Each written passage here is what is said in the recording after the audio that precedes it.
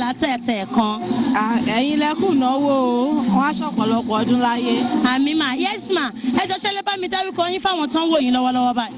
Orúkọ mi ni Miss Abiola Kazoum.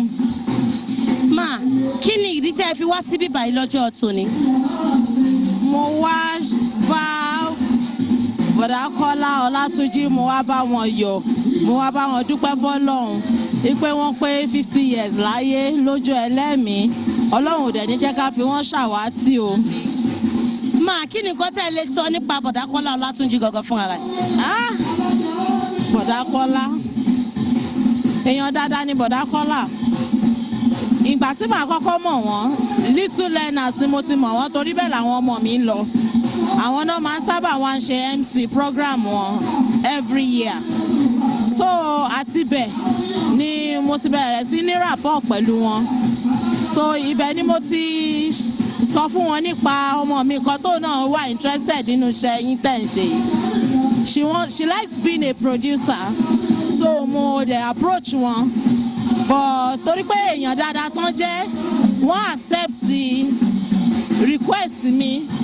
Mo dẹ̀ rí ìyanu Ọlọ́run lára ọmọ mi látòrí iṣẹ́ yìí. Tó túmọ̀ sí pé wọ́n fi ọmọ yín lé ọ̀nà iṣẹ́ yìí tí ẹ dẹ̀ rí ìyanu ayọ̀ níbẹ̀.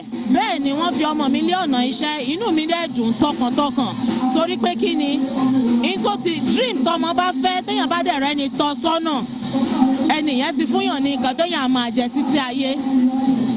Ẹ ṣeun gan mà, kí ni àdúrà tẹ́ ẹ ní fún ààrẹ Kọ́lá Ọlátúnjí lọ́jọ́ òní?